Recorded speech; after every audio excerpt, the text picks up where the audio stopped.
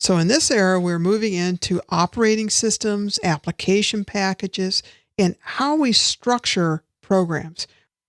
We're starting to think about the functionality of our software and how we put them together. So an operating system, or an OS. Operating systems handle machine-specific tasks. So up until this time, humans had been doing all of the things such as loading up the programs, getting them queued up and ready to start. Setting up if I need to load this file or that file, a human was doing those tasks. Getting the machine ready to run. So imagine doing that today on your computer as you're sitting here and listening to me speak. Imagine before you could even start this up, you first had to go in and load up the specific programs for your browser, for file handling, get all of that in place, get your speakers loaded up, your audio loaded in, all of those tasks, including your keyboard utilities, your mouse utilities, get all those things loaded up and ready before you could even listen to this video. But that's what humans were doing. And up until this period, it was fine. But now machines had advanced to the point where the humans were the bottleneck. So the operating system was invented. It manages the software and it manages the hardware resources. It takes all of those tasks away. Now the machine turns on and it's in a ready state to start running the software, and we're able to click and turn on and run software. So various types of operating systems. At that time, we had Unix, which is still used today. That came to us in 1969. It's a multitasking and multi-user OS. Now that's different than what's sitting on your computer. On your computer, it's a single user, single machine operating system. So Unix is wonderful for things such as web hosts, business applications, and so on. And then in 81, we had the IBM personal computer and DOS come around. And this is the Microsoft version of DOS that came to us. 84, Apple comes out with the Macintosh. And you can see, as I just said, that it's a single user, single machine versus multi-user, which is what you get from the Unix system.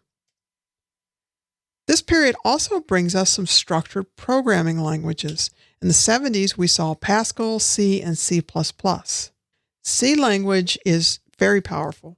It combines the ability to step down into the machine control and take control of memory and do the tasks that need to be done for managing memory. So it gives us that assembler-like structure and format, but then it also gives us the high-level language to be able to get work done.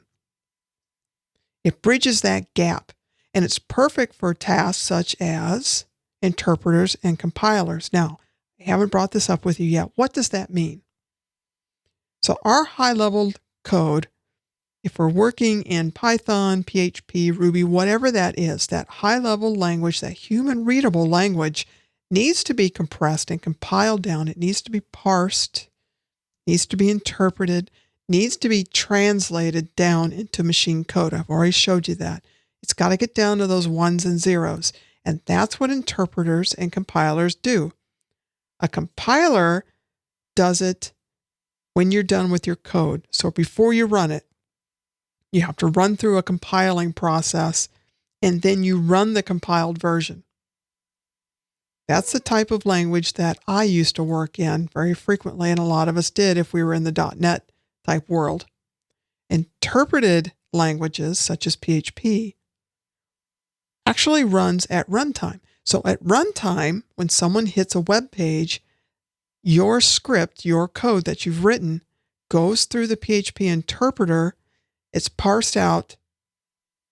It looks for syntax errors and all of those particular prompts. That's what parsing is. And then it's going to take it through and translate it down into a level that can be handled.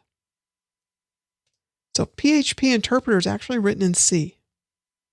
And that's the engine that sits underneath when it's time for your script file to run. It's going to run through this interpreter. Now, during this time, so we're coming up with structured programming languages, but there's also a lot of conversations going on about programming paradigms and how to structure code. So during this time, we also see the birth of object-oriented programming. There's some others that came into play during this time too that we're going to talk about in future courses.